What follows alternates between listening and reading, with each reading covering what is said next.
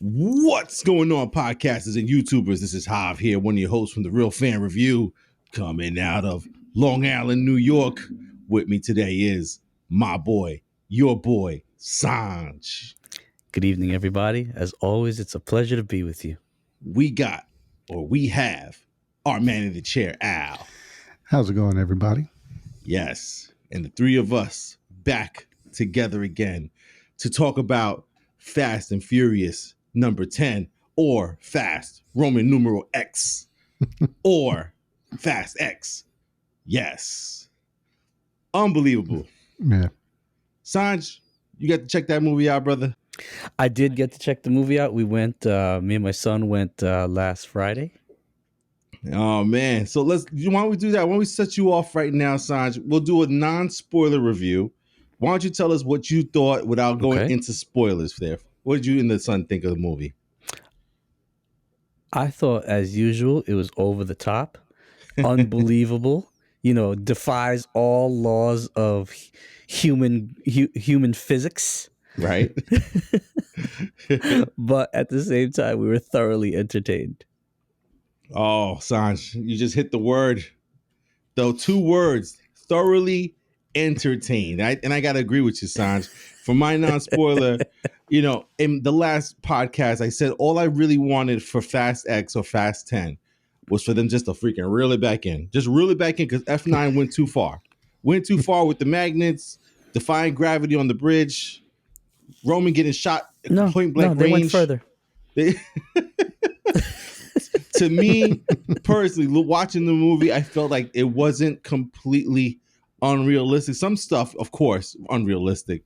But to me, they reeled it back in, brought it home. There were some aspects of the movie I didn't like, but I get what they were doing and what they were aiming for. They were aiming for Infinity War. That's what they were trying to do. We'll get into spoilers after to tell you what I meant by in the Infinity War aspect of the game, of the movie. But overall, I love Dante. As crazy as he is in this movie, he toes the line of almost being ridiculous, and I'm ready to walk out the theater, to being interesting and fucking cool. I don't know how he did it. I really don't know how he pulled that off. It's Jason Momoa, man. That's what it is. He can't do anything. He's just too fucking cool. That's what it is. Mm-hmm. So for me, I'm going to tell you guys, I don't think you need to see it, but you definitely should see it, and you should see it in the theater with friends and a nice packed house and just have a good time, especially if you're into the Fast and Furious series. I think you should see it. I enjoyed myself. Al, you were sitting right next to me, brother. It looked like you were having a good time, but you tell me, what did you think?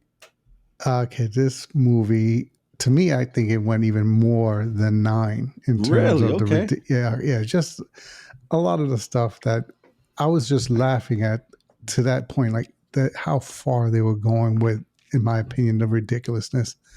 When we go over the spoilers in the movie, I'll bring some of the examples up, but they went through stuff. I'm like, all right, even for Fast and Furious, this is ridiculous. I mean, but to your point, at no point was I bored, not entertained. I mean, it was a Fast and Furious movie. You're going to be entertained.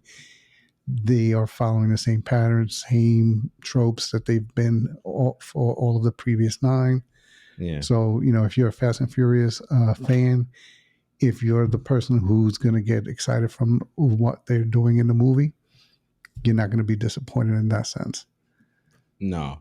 I mean, it's what you expect, like you said. There's cars, there's women, there's fights, there's races. I like that they brought the racing. Yeah, I was just going to say, I like that they brought racing back. Yeah. I think, Sanj, if you agree, I don't know if you agree with me on this one, Sanj. I don't think the humor was as funny as it normally is.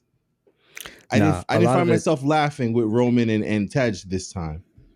No, a lot of it just didn't hit, and it just kind of seemed like it's like overdone. It's like enough, And I agree. So I agree with you. Like, the humor really didn't hit like it usually does with the two of them. Right. Mm-hmm. How about you, Al? Did the humor hit you this one? Not really. The only one that really did make me kind of chuckle because I wasn't expecting it was Pete Davidson makes his part. Okay. When Tej and Roman are fighting in his store, and because of how old the equipment is, he's like, guys, you guys are making like tens of dollars of worth of damage. Please stop. That was funny. Like it wasn't even like thousands or something. It was like He's it's tens of dollars worth. Yeah, man. I So think that the only, would caught me. Yeah. I think the only thing that made me laugh was really Jason Momoa, and it was, I don't know if it was like purposely to make me laugh or it was like, I don't know, it was just so over the top some of the stuff that he was doing, man. So we'll get right into the spoilers on there. So Sanj, how about for you, man? I think you should see the movie. What's your rating on there for the Fast and Furious 10 there? I mean, you have to see it at this point. I mean, Right. it's the 10th movie. I mean, if you're 9 movies in and you're not gonna see the 10th one, you know, I don't, you know. But no, if you're a fan of this, if you're a fan of the series, of course you have to go see it. But Right. if you take it out of context, that it doesn't stand well on its own. No. Mm-hmm. How about for you, Al, man? Yeah, you got to watch this. Yeah. Like Sanj said, we're not talking about like a third of a trilogy. We're talking about the 10th movie in this saga or franchise. We just started a 4th trilogy, if you counting. Like, you know what I mean? Yeah. So you got to watch it, and definitely because of the nature of the movie and the action, it's got to be in a theater at least once. I mean, I don't know if you want to see it a second time, watch it at home on streaming, but if you only watch this movie once, you have to watch it in a theater. I feel you guys, man, and now I really want to delve deep into this movie as much as we can get deep in the Fast and Furious movie. But let's get into it, man. So listen, if you have not seen this movie, because it just came out last weekend, feel free to give us a pause, come back to us, and we'll go ahead and see if you guys agree with some of the stuff that we're saying or laugh at the things that we laughed at. Or if you don't care about spoilers, we're about to go into it right now and talk about this movie in full details there. So let's go right now, Al. Tell me, Al, what was the thing that surprised you the most about this Fast and Furious 10 movie? I guess for lack of surprise was the fact that, you know, they do the whole, family. Like I understand family is there, but again, the whole thing centers around family. You know, everybody's pulled into it again because the son is taken or because of something happening to, in defense of something. Like I would have rather they had to do a mission and something like that, or it was a battle of one-on-one instead of just again like, oh, I got your, I got your family, I got your son, or I got this. Right. So and the fact that it's still pulling us in. So I guess as long as it works, keep doing it. But I would have rather something else be the motivation for the plot.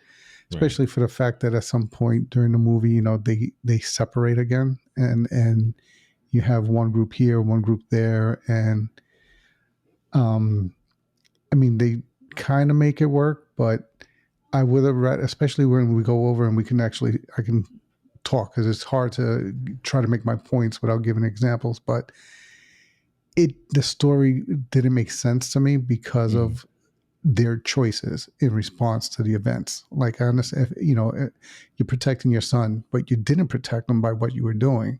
Right. You going after the bad guy, knowing he's coming after your family, but you take half-ass actions to defend your family and protect them and house them. And the plot has so many problems with it that I was like, all right, the only thing that's keeping this going is the adrenaline of the excitement of what's happening, not the sense of what's happening. Right. Yeah, I got to say, for me, the surprising part was honestly Jason Momoa as the villain. I didn't know what to expect from Jason Momoa's character from the trailers. He just looks crazy. And forget how he looks. He acts absolutely insane and bonkers. One of our friends who saw it with us actually kind of made a good reference. He said he was basically playing the Joker in the movie. Yeah. So, and I kind of like thinking about it, I'm like, yeah, he was just really all about destruction and just being crazy. But there was a plan in place, and just the way that it all came about. Do I think that it connected the way that they meant it for it to connect? Like, oh, look who the villain's aligned with. I'm like, bullshit, and we'll get into details why I call bullshit on that, because You don't Yeah. explode a car and don't put your seatbelt on if you think a missile's coming. But but at the same time, I mean, he made it so entertaining. He was surprising to me because at first I was like, I'm gonna hate this fucking movie because of him. And by the end of it, I'm like, I want to see what else he's gonna fucking do because he's crazy. Like, so that was a surprising point to me with Jason Momoa. Sanj, how about you, man? What did you find most surprising in this movie for you? I, not much of it surprised me. It was I just expected over the top, Right. So I really wasn't surprised much by it. Of Jason Momoa's acting, I'll say I don't think he was acting. I just think he went out. I think he had a great time making this movie. He just went in there and just like, I'm just gonna wild out and be as like over the top as I possibly can be. I didn't think about it at the time, but when you said it, him playing like a Joker character, like that's pretty spot on. He's very deranged, very sociopathic, even psychopathic, even. But yeah, I mean, but it did look like a lot of fun to do. Right. You could tell he was having a great time, just over hamming it, dude. Just totally hamming it up. And he's like, Dominic, come on, Dominic. But I actually thought that was a good counterpoint to Dom, because I think Vin Diesel has even more and more been just going monotone with Dom. Everything is just straight faced, low bassy conversation. Yeah. So to have this extravagant, out there person, very flamboyant. I was trying to come up with a word. Yes, very flamboyant, very extroverted, very charismatic, and with everything he did, the jokes, the one-liners he had, they didn't feel like one-liners. They actually made sense for somebody that's that kind of mentality in the situation. I think he made the movie, as far as I'm concerned. Like, he's what made that movie stay interesting, especially with all this nonsense going on around it. Absolutely, man. And Sanj, one of the things that, like I said in the beginning, was that they kind of Infinity Warred a little bit of this movie, and I think I know the reason why. They're trying to make this like the ending, a big kind of like leave it on a cliffhanger type of thing. But in order to do that, what they did was separate the teams, right? Just kind of like Infinity War, where Iron Man was here and Captain America was there. Everybody was in different places, different locations. And in this movie, we had Dom, Tej, Ramsey, and Han over here doing this. Then we had Michelle Rodriguez over here because of being arrested. Then we have Dom over here, and then we have all the other side characters. Then you have the villain. So it was like everybody was doing different things at the same time. And I don't know how much that kind of let me down a little bit, because part of the magic of Fast and Furious is the family. It's the team doing things together. How did you feel about that aspect of the movie, Sanj, where it was like they were kind of all separated doing their own thing or trying to get to each other? Well, look, to me, it made sense in the storytelling that they're trying to do, because they wanted us to come and pay for two movies instead of giving us the ending in one movie. So they got to all look like the team, the family has to look like the family's about to go down, like they're about to take a L, right? And that's kind of where they left us. How do you think the way that they did that? I think it was best as they could. Right. I mean, without saying too much, right? We're not in spoilers yet, right? Yeah, we're in spoilers. Go for it. We're in spoilers. Oh, okay, my bad. I forgot. Yeah. Okay, I told you. Yeah, it's been a long day, bro. It's all good, brother. It's like, at the end there, where Dom and his son look like they're about to take a L, right? Like the dam is about to get exploded, right? And they just took down the plane that everybody else was on, right? And and we still have no mention of Brian and Mia. They're wherever, right? So, and then it's just it does feel like Endgame, and I see what they were going for. It just it could have been executed a little. It just felt like it was just done. Yeah. And not like it wasn't like a logical conclusion, but I understand what they're going for. Yeah, actually, that's one of the things that my wife hated about the movie is that it ended with like almost the cliffhanger ending. She likes her movies Mhm. to have the good ending at all times, or at least have a proper ending, not kind of leave it off where it's like, hey, what happens in 2 years from now? So yeah, she wasn't too happy about that. But how about you, Al? What'd you think about the way that they set like everybody apart, kind of thing, so that they weren't together and they kept them apart? Even Michelle Rodriguez, again in Antarctica. Then we have Yeah. Dom over here, and then he's trying to get to the family, but they can't get to each other. What do you think of all that stuff? Yeah, to your point, like I felt like it was too much of an effort to make it be this grand event and challenge and so forth, Mm-hmm. and to have that ending, like there's almost given the fact that they're not superpowered beings like like the Avengers and Are everything. you kidding me? Dom So is lifting a car with he's one hand, brother. indestructible. Come on. But to have it that you have one group who supposedly blew up in a plane, you have Mhm. bombs about to blow up a dam maybe 100 feet from you. How do you survive that? Like, so how many times are you going to have these incredible scenes that make Right. absolutely no sense? So to your point, I wish they would have reined it in. That's one of the ways I would have reined it in. Like, just have one, like not even bring the family where like, this guy, Dante knew that they were going to be there. Right. How could he have? First of all, he's got no money apparently. So how did he? I'm still trying to understand how he was able to do all this Right. because Dom burned all their money. So how's he hiring all these men? How's he turning that agent? How's he getting the money to come up with this intricate plan where he knew that these guys were going to be in that plane coming, and he knew Dom was going to turn the. Well, he took And over then, Cypher's situation. yeah, but and that was another. How? Like, where did you get the money to pay the group that went to? Because again, he and his family had no money after 5. Well, Right. he's linked up with what's his name from the agency? Because remember, it shows that they were in it together, and he's like, "Oh man, our partnership is off to a great start," or whatever at the end there, right? So Yeah, I but think why am I still siding with you if your whole family is done? Y'all that's broke. true. It's a good point. I mean, I kind of Yeah. like it if they really wanted to leave us on a cliffhanger like that, right? Well, the scene where they when Dante gets Dom's son, right? Uh-huh. Like, and how like Jacob ends up dying in that, or supposedly dying, right? Because no one Yeah. ever dies in this No one dies. series apparently. um that would have been a great time to do it, like make that the final scene where everyone's scattered and Jacob supposedly dies and Dante gets Dom's son, Yeah, Lil B. and that leave that as the cliffhanger. Like now he has his son. To me, that's more like the cliffhanger instead of leaving us again with one of these like far out, like you said, far out situations. You know? Yeah.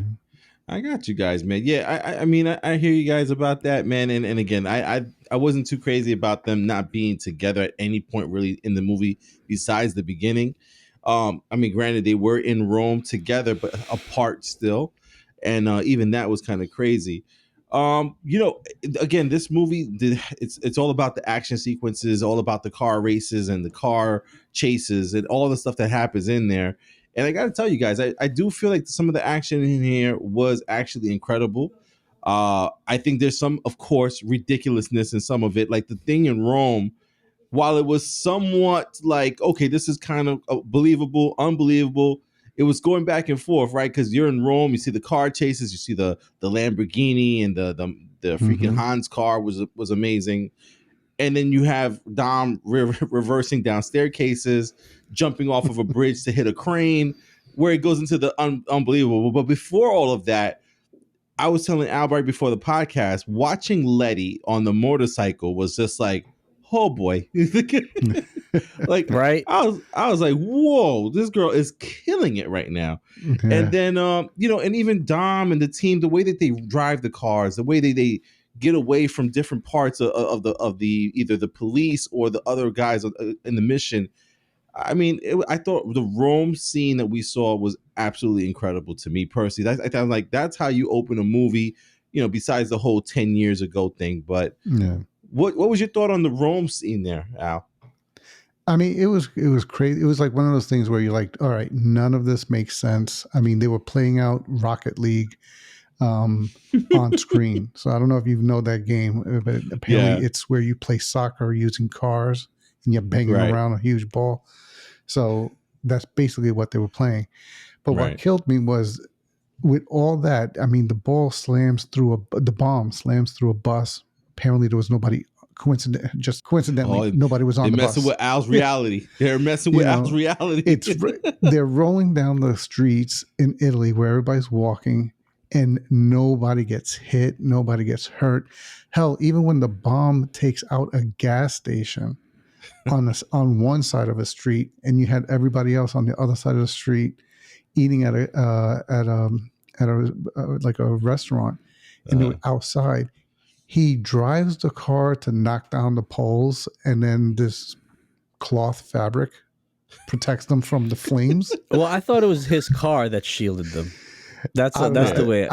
No, because the explosion is going to be long and the flames are great. So really, he knocked down the canopy, and the canopy blocked the flames. I was like, "What the fuck?" Oh, you gotta love Dom.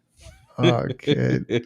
Geez, kid. And that's what I'm saying. Like, and then at some point when they were going down the stairs, like it just looked so computer generated. It took me out at that point. Yeah. And then nothing damages these cars. Like how, even after he hit the crane, the car was still drivable. What? How is this car even running? It's American muscle. Drive? It's American muscle. You got to have faith, Al. You got to have faith. No, Sanj, he's not believing, Sanj. He's not believing. Sanj, how about for you, man? Well, talk to me about Rome, Sanj. What do you think of the whole Rome scene? How about our boy Dante over here talking about you guys are gonna blow up the Vatican? Ooh, you guys are going to hell. See, Dante's humor hit. Yeah. You know, it was just like, and meanwhile, he's masterminding all this. He's like, "Oh man, you better go get that," you know, But Rome scene was very Rome. He has a bright gold Lamborghini, right? Oh, it was so in fire. character for his character, right? And the fact that that Dante set them up so lovely. It made perfect sense for Rome to be caught like that, trying to do a mission and getting the whole team, caught up in nonsense. Yeah. But this so much to see, and these scenes, like, they go on forever. That's the only thing. They go on. Yeah, that was a long scene. Yeah. Yeah.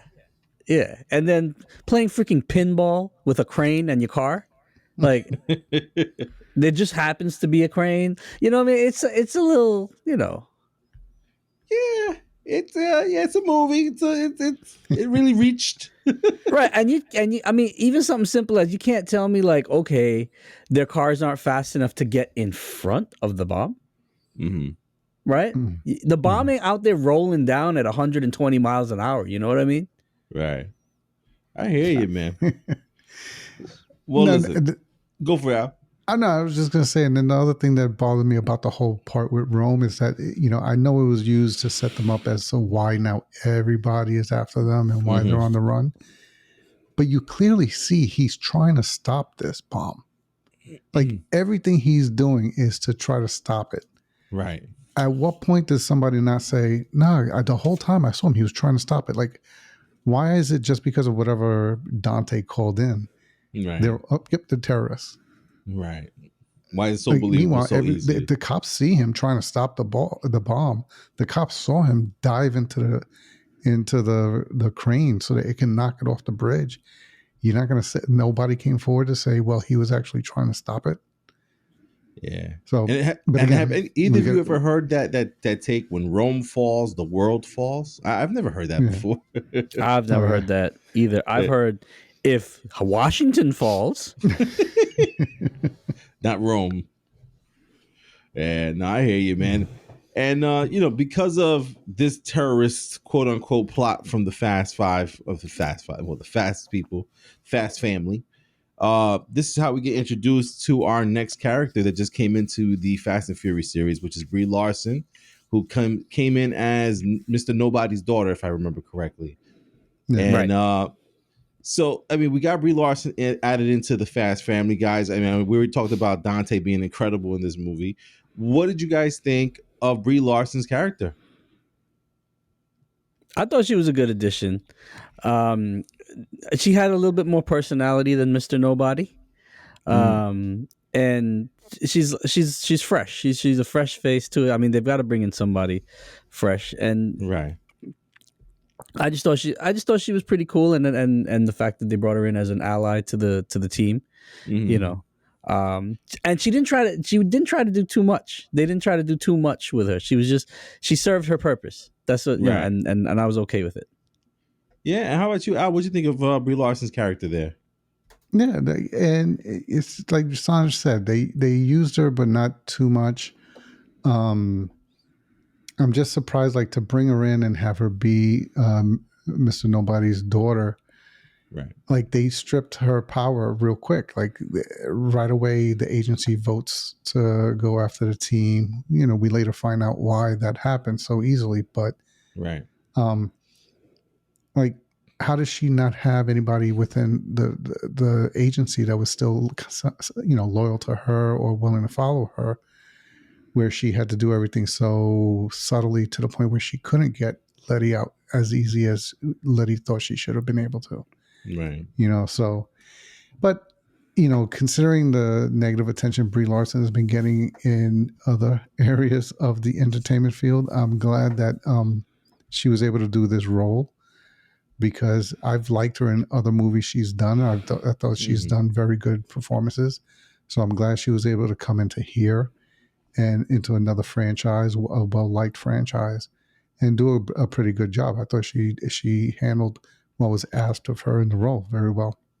Yeah, I think she played a good part in the movie too. Like nothing too over Yeah, the top. I mean, the whole finding Dom in Brazil at the bar when she had to beat people up to get them a beer. I thought it was a little over the top, but I'm like, this is a Fast and Furious movie. What do you expect, Hav? You know, yeah, so really good scene. And you know, a lot of this movie, guys, it felt like a bunch of homages to the past of Fast and Furious. So it really did feel like it was like an ending for this series, and it feels like, you know what, they're really serious about making this end pretty soon, because the first of all, we had the homages to the Fast Five movie with the whole Brazil breakout scene of the safe. How many times did we look at pictures of Brian, and it looks like I love when movies do this. They take pictures of shots in the movie and put them up as pictures in the on boards and stuff like that. I'm like, that wasn't, no one took the picture. That was a Like, who scene. was there snapping pics, bro? Like, who shot the I mean, five it of you needs guys to end looking into the soon. I mean, distance? I don't know how much more Dom's neck can expand. You know, like Yeah, man. something's got to give. Definitely, man. Somebody's got to give, man, because I think they're running out of like what to do, really, kind of thing. But there was a mhm. lot. Like even like one of our friends went with us to the movies as well, and she mentioned that it felt like it was the ending, and I'm like, yeah, it is. And I saw it because again, all the pictures, and again, we went back to Brazil. We went back to, you know, some of the things that we've seen before with the, like you know, with the submarine came back from Fast and Furious 8. Yeah, You know, we saw Jacob from the last movie. We saw this from another movie. It was just like a lot of little like going back to some things. yeah. The guy who raced him in five, remember that Yeah, from he the was. Brazil scene? That was the same guy there. You know, we went back to what, Yeah, like one of the characters that came into the movie was the sister of Dom's son's mother. It was like a lot Elena. of that there His baby that took mama. into. Yeah. And again, even Cypher bringing up the baby mama as well. So it felt like it was like they're really going for this ending, and I'm like, all right, I could see this ending, and I don't know, like, how do you guys feel about that? Like, Sanj, are you ready for Fast and Furious to end pretty much within the next one or two movies, or are you like wanting to keep this series going, like the MCU kind of thing? No, No, I'm ready for it to end. End it. Give me the nails and the coffin, please. Yeah, it's time. I think it's a little overdue, as a matter of fact. Because it just keeps getting more and more over the top. It's not a franchise that has fresh storytelling. Like, the MCU, they retired characters, right? Like, Right. or they brought in new versions of the character. Like, there's a new Captain America and everything. Like, they retired Iron Man, and so they moved into next phases with new characters, with new stories, with new. Understand? It's not the same. It's not the same group over and over again, kind of doing the same thing, just more over the top. That's why you can do that with an MCU, but you can't do it with this. It's time for it to end, because because of where they took it. Right. They turned them into international spies or whatever, or mercenaries or whatever you want to call them, right? Right. They go on missions now. It's like what the new guy who's running the agency says. Oh, they started out as street racers turned petty criminals turned and then moving to prison breakouts, and then all of a sudden they're doing all these missions for governments and stuff like that. So it's like it they didn't at that point, like, they could have done one or two where they're doing missions and saving the world, but now they're like in the whole world, they're like the only ones that can always be saving the world. Right. It's funny because it's like they make the agency higher than the FBI and the CIA, right? It's the agency that's even beyond that. And they're who they go to. That's who the agency goes to for help. Right. because they have faith. They have faith and family. I mean, and also what's a little annoying is that, like, every one of them, every single last street racer turned CIA operative, agency operative, is like the best hand-to-hand fighter in every scene. Like, like, if you want to tell me Dom can fight, okay, no problem. But Tej, really? I don't know, man. Al, how about you, man? What are you thinking about this movie looking like the paying off all these like homages and bringing back certain scenes and things like that to kind of like let us know that, hey, this has been a long time coming. Yeah. Well, I like the way they're doing it. Like you said, I like that they brought the guy back that he raced in 5. It was sad to see the guy die, but it was good that he came back. And it feels like they're trying to tie up all these storylines. The only problem is they were storylines that you already played out, and you gave them another reason to keep going. Mm-hmm. So what are you going to finally use in this next movie that makes them all say, okay, it's time for us to leave? Mm-hmm. Dom had a kid. He didn't back out. He was still active with the agency. They were still taking missions. So if nothing you guys went through before made them leave the agency, not be involved with the agency, what could possibly happen in this next one that hasn't already happened to each and every one of them already, in terms of their life being on the line? One of them or several of them almost dying. If none of that already made them leave, what's going to make them leave after this next movie? Because if they don't die, then they would have to walk away, and they've never walked away. So what's going to be the motivation for them all walking away? Right. So that's my only thing, is like, what's going to be what ends this if it's not them dying?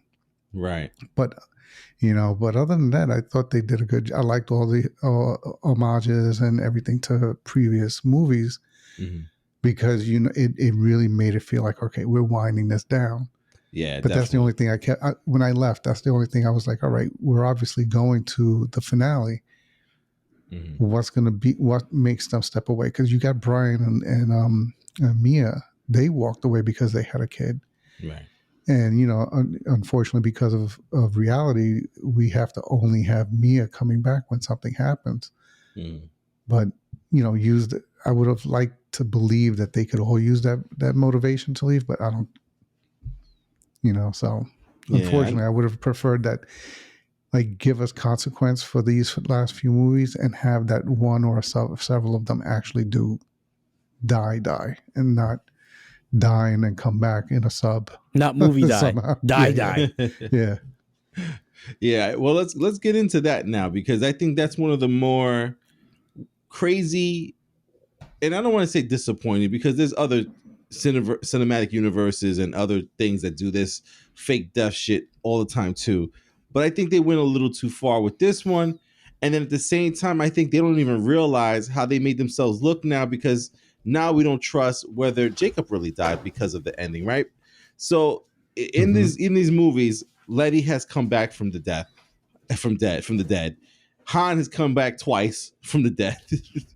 And in this movie, there's a scene where Jacob sacrifices himself for Vin Diesel to get Little B saved. And while it was like, to me, it wasn't that believable that Jacob would do that at that moment in time, because it was just the last movie where Jacob was almost damn near trying to kill Dominic. Now all of a sudden he's willing to give up his entire life for Dominic to save his child. All right, cool. I'll go with it because it's a movie, right? But at the same time, I'm like, I thought for a second there, I'm like, oh shit, like, all right, he's dead, right? Then not even like 20 minutes later, Michelle Rodriguez's character Letty and Cypher come out of the black site in Antarctica, and they're like, they don't know where to go, or Cypher has this plan. All of a sudden, the submarine that's missing from Fast and Furious 8, was it? I think it was 8 from the submarine, right now? Yeah, Fast 8. Yeah. And out of the submarine is Giselle. Yes, Han's dead girlfriend, Giselle, is in the submarine smiling. And now I'm like, why did you do that? You didn't have to do that. Like, that could have been a henchman. It could have been, you could have used Tego Calderon, and also Don Omar could have been in the goddamn submarine. You brought back Giselle for what reason? You could have put Bad Bunny. You could have put anybody in there. But they went with Giselle, which, again, if you guys don't realize who Giselle is, I believe it's Fast and Furious 6? Al, is it 5 or 6? The whole airplane scene. Yeah, the airplane scene where the plane is taking off for half an hour. Yeah, was that 7? I think it might have been 7. Yeah, it was one of them. I can't remember. I think it was 6 or 7. I don't remember. Yeah. But Giselle, the longest runway scene ever. The longest airport runway. Giselle went to sacrifice herself because somebody was coming up behind Han with a gun. So she jumps off or lets go and shoots the guy, and she disappears. Now, I should know the rule, which is if you don't see a body, they're not dead. But come on.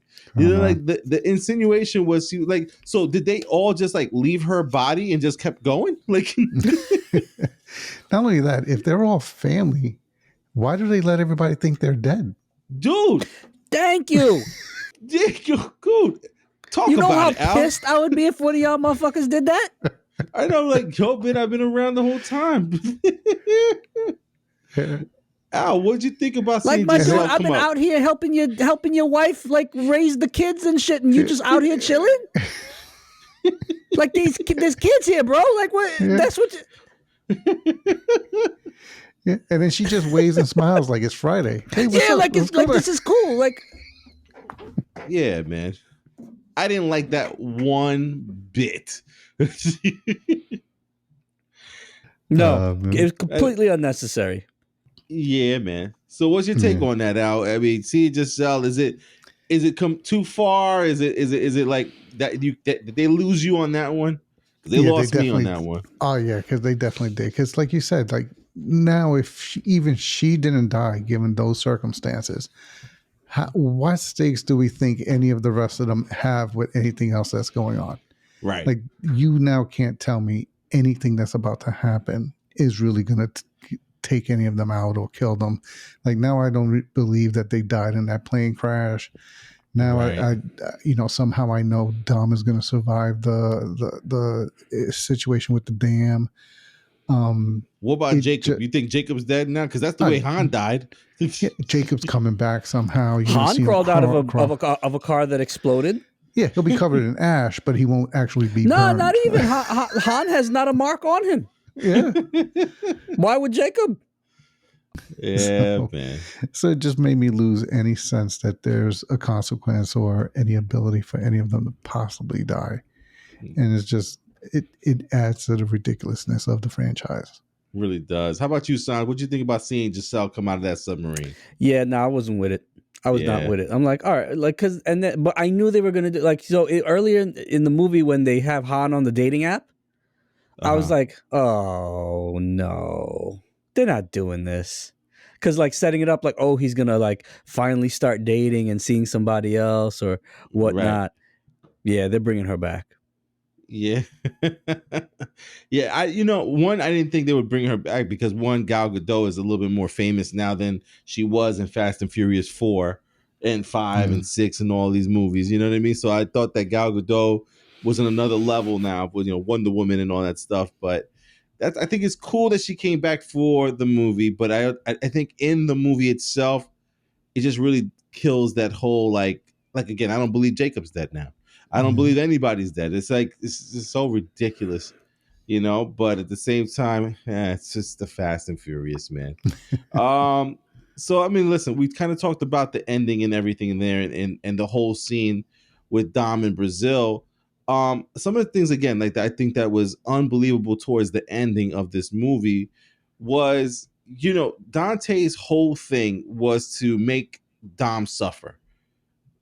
And I don't think there was any suffering anywhere. Like, no. For Dom to get arrested and then be put on, like the whole show of the Brazil thing, I don't understand really what that was all about. Because if at the end he just wanted the God's eye, I don't know how he knew Mr. Nobody's daughter had God's eye. Then the whole again. Oh, because he was working with the other dude, so the other dude knew she stole it.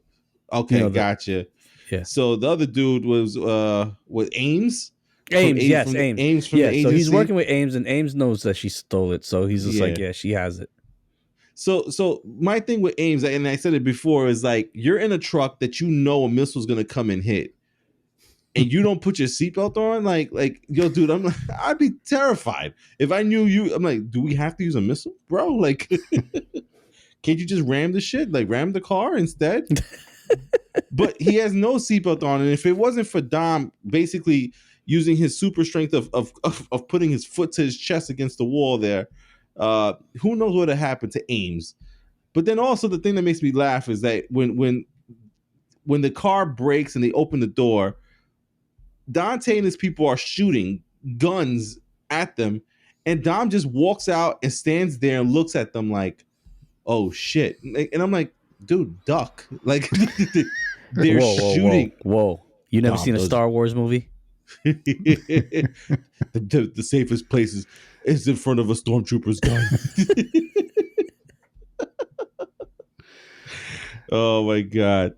But I just thought there was a lot of ridiculousness to the whole Brazil scene. Even before that, with that scene where they're coming and he goes, "There's no room to land." He goes, "Who said land?" And he drops the car. Yo, they drop his car on top of two other cars. He flattens the other two cars, but there's not a scratch on his car. On is just fine. It was some American muscle, man. American muscle. It was another scene where I said, "What? How do you flatten two cars and yours is perfectly fine?" He could have put that plane a little lower to make it more believable. He dropped them. Sanj, how about the harpooning of the freaking helicopters to the car, and then how our boy Dom takes care of business? So it wasn't even the harpooning of the cars, right? It was after the like he pulls down the helicopter, the two helicopters, right? And bounces them around and everything. So then afterwards, the harpoons are still stuck in his door, right? And then him and his kid are sitting next to these harpoons. They're bouncing around the car, and nobody gets jabbed with the harpoons. How about him using them as like he's swinging them in the car while he's driving to swing them in front of him? Right? Oh, Jesus. I love Fast and Furious. So he's dragging a helicopter, but still accelerating. two helicopters. Two. Two. Utah. Two. I just again there's moments where it's like, this is cool, it looks cool, this is incredible, and then there's moments like, you gotta be fucking kidding me, like, and that's, to me, that's the Fast and Furious in a nutshell. After Fast and Furious 2, I'm like, there's something wrong with these people. Like, where they went unhinged was that scene. I can't remember which movie it was. Where the scene way back where Dom like crashes his car into the divider so that he flies off to catch Letty and land on the other side. I thought that was a really cool stunt. Yeah, like really. It's completely unbelievable, but I thought it was really, really cool that they thought it up and did it. And then from there, I feel like every movie they're like, all right, we got to come up with another stunt to top that. Right. And that's where it's getting like too far, because like, how do you top that? You're getting to the ridiculous world. Not even getting. You're past the ridiculous world. Oh my goodness. And then Sanj, you had me and Al completely like, okay, Sanj got them going in space last time. Sanj also said the Transformers would fucking pop up. And here are two Mack trucks on the dam. Like, I thought I was ready for Optimus Prime to transform. I was like, this is it. It's about to happen. It's about to pop off.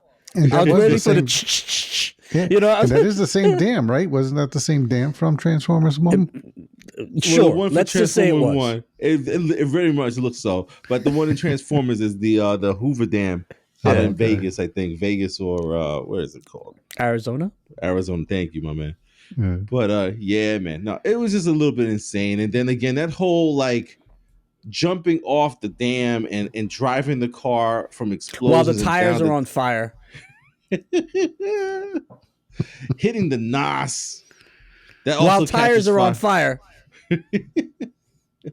Just a little bit of the ridiculousness that is Fast and Furious there. So I mean, like, so tell me, man, what's your thoughts on the ending of this movie of Fast and Furious? Where I know you said you weren't too happy with the cliffhanger there, but you know they did their best, because the movie was what? It was like 2 hours and a half almost.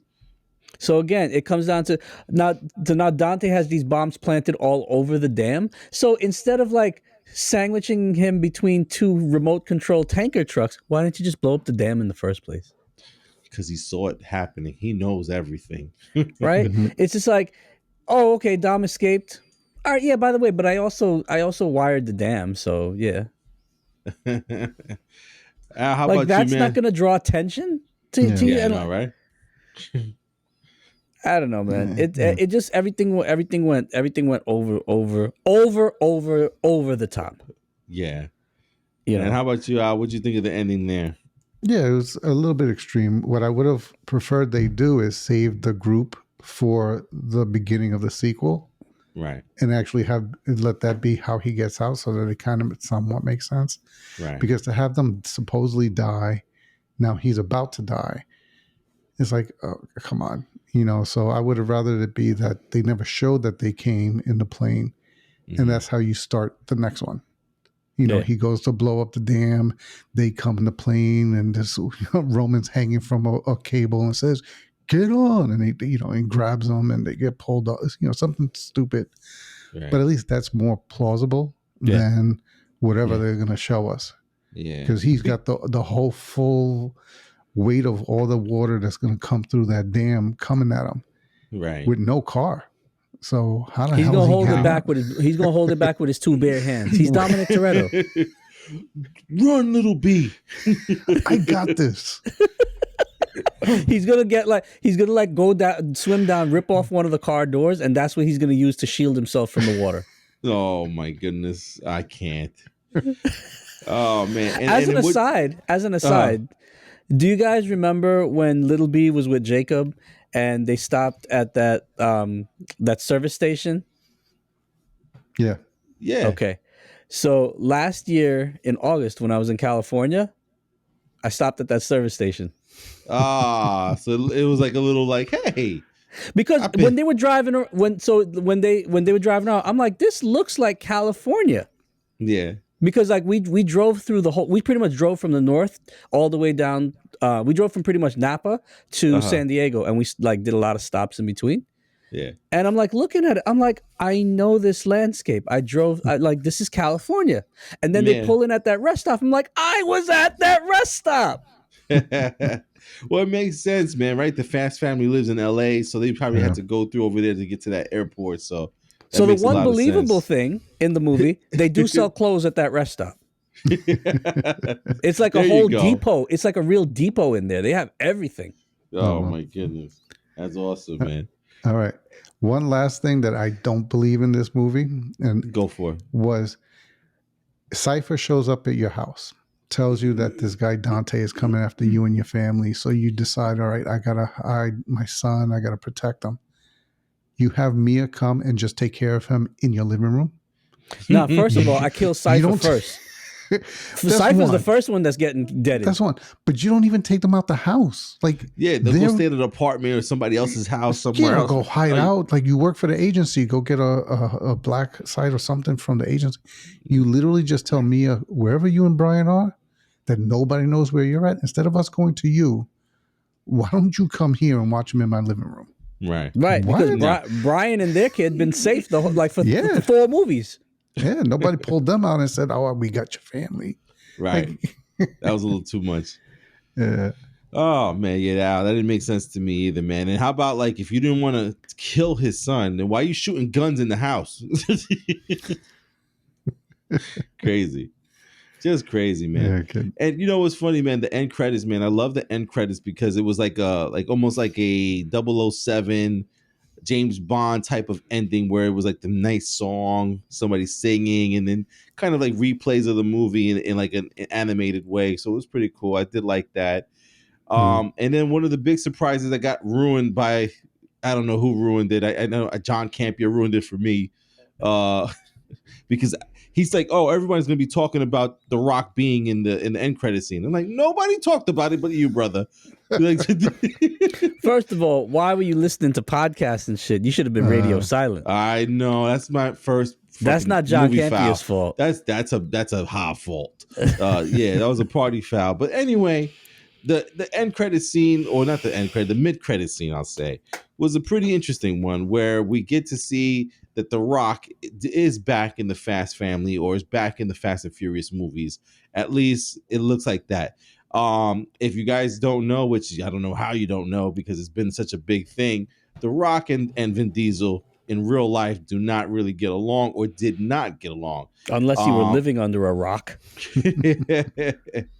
But yeah, so it was like, well known that The Rock said he'll never work with Vin Diesel again, and he just didn't like the way Vin Diesel handles himself professionally in the sets and in the movies. So it was kind of like, Hobbs is not going to be in this movie. Hobbs won't be in the franchise unless it's a Hobbs and Shaw movie. So it was a nice surprise to see him at the end of this movie, because then it definitely means that he'll be in the next one. Hopefully, I got my fingers crossed, as you never know what could happen in between these movies. So it was a nice surprise. Sanj, did you enjoy seeing Hobbs back in there? Of course, right? Especially at the end, where I'm like, oh, they doing it. What did he call him? He called him a son of a bitch. Some bitch.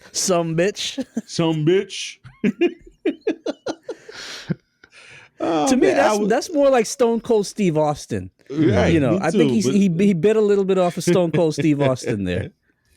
Oh man, Al, what'd you think about seeing The Rock show up after all the bickering and beef in the last 2 years here? I thought it was great, because if you are going to sum everything up, you can't end the franchise and not bring Hobbs back in. Yeah. But it did bring a big question for me. If they keep talking trilogy, because you keep hearing Vin Diesel say, oh, the trilogy, mm-hmm. Is it turning into a trilogy because the next movie after this is Hobbs and Shaw 2? That's funny you say that. I actually thought that myself. Because remember, because Shaw, after he finds out that they went after his mom, he goes, oh, I got to go bury some bodies or some shit like that. Yeah, and then you never see him again. No.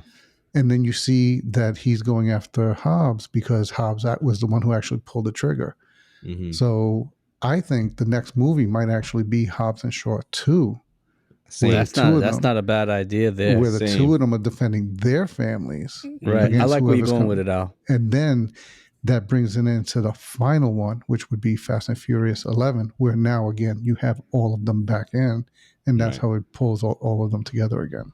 Yeah, I actually absolutely agree with that because as soon as I saw Hobbs, and I'm like, how did they go to part two, and then they have to deal with all of the shit with I keep calling her by her real name, with Letty, Letty. Cypher, Dominic, and Lil B, the Fast family that's in the airplane.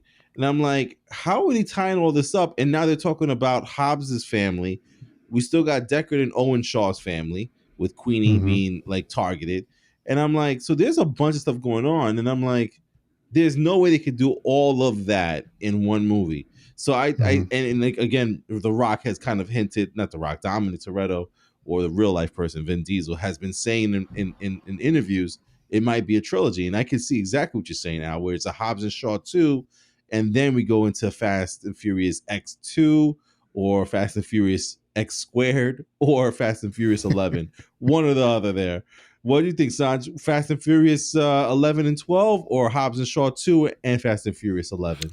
I'm with Al. I see. Yeah, Yeah. this it's too much to do in one movie, and like Hobbs and Shaw got their own thing going on, Yeah. and look, the team is fractured right now, right? So it's not like Right. they can help, right? So Mhm. it makes a lot of sense. Yeah, man. Listen, I overall, I as much as like we sound like we're bagging on the movie and everything there, I cannot deny that I left that theater with a smile on my face. I had a good time. I enjoyed myself. I enjoyed what I saw. If I had to rate the movie, I said should see it. And if it was like a 5-star movie, 4-star, I would say it's about a 3.5 to 4-star because I enjoyed it. I really had a good time watching this movie. I think Dante steals the movie, kind of like Mm-hmm. how Thanos stole the movie in Infinity War. I think they really were trying for like an Infinity War type of feel for this movie. And then everything I think about makes me think that. And I'm like, this movie was kind of good.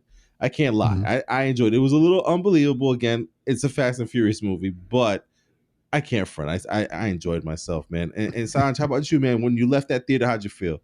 I felt good and I enjoyed myself too. A Yeah. lot of unbelievable shit, and it's just like, oh, here we go again. But at the end of the day, I still loved it. Mm-hmm. Yeah. And then, Al, I mean, I know you looked at me and you did your laugh. So I don't know how you really felt about the movie, man. You're like iffy. Yeah, well, no, you know what it is. I went there knowing it was going to be, it's Fast and Furious, so it's going to be a lot of this shit, this Right. nonsense. Things that don't make sense, things that are not even remotely possible of happening.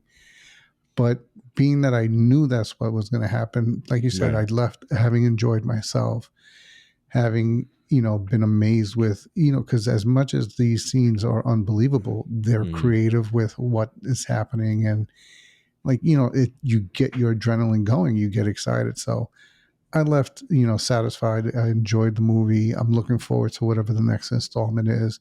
I'll be in the theater watching it when it comes out. So Absolutely. I definitely would have to recommend go see this movie. And again, like I said earlier, definitely see it in a theater to get the full experience. Yeah, man. I have to agree with that, man.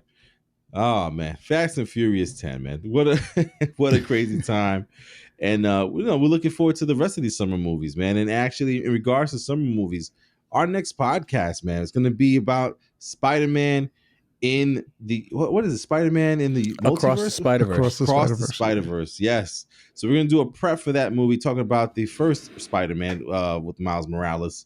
What was that one called? That was called Into the Spider-Man Spider Verse. Yeah. Into the Spider-Verse. That movie was incredible. So we'll do a prep for the next Spider-Man Miles Morales movie that's coming out next week. So we'll get you guys ready to see that movie and get ourselves hyped up and ready for that movie.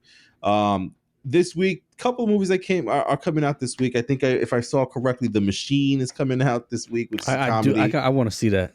There's That shit looks hilarious. It really does, The Machine. And then there's Sebastian Maniscalco, another comedian with a movie. I think this movie's called About My Father. Kandahar with Gerard Butler is coming out this week. And of course, The Little Mermaid. I don't know if we're going to get a chance to see The Little Mermaid, but that's coming out this week, which is it looks fantastic, and I can't wait to see Haley. Is it Haley Bailey? Haley Bailey. I can't wait to see her rendition of being the Little Mermaid. I really am excited to see her because she's a fantastic singer. So to see someone like her take on that role, I can't wait to see how she does in the movie, man. And these like Disney like remakes, they've been pretty good, honestly. Like I know Aladdin was a good one. We won a lot of awards, a lot of release from us. A lot of release. Yeah, and I know a lot of other freaking remakes that you guys like too. So we got to give it a chance. We got to give it a chance. So. I'm just sad the Lion King really didn't hit. Yeah, I know you were saying Beyonce can't sing. I'll never forget that shit. But yeah, guys, come back to us next week. We're gonna do the review. Not the review. I'm sorry, the prep for the next Miles Morales Spider-Man movie there. So listen, come out of Long Island, New York. We are the Real Fan Review. Saying goodnight is our boy Sanj. Good night, everybody, and be safe out there. Our man in the chair, Al. Have a good night, everybody. And myself, Hav, saying, guys, thank you for listening. Thank you for watching. Please hit that subscribe button or hit that plus symbol in your podcast app. That way, each and every time that we put out a podcast, it'll pop up for you guys. And we'll see you on the next podcast. It's the Spider-Man Across the Universe Prep. Till next time.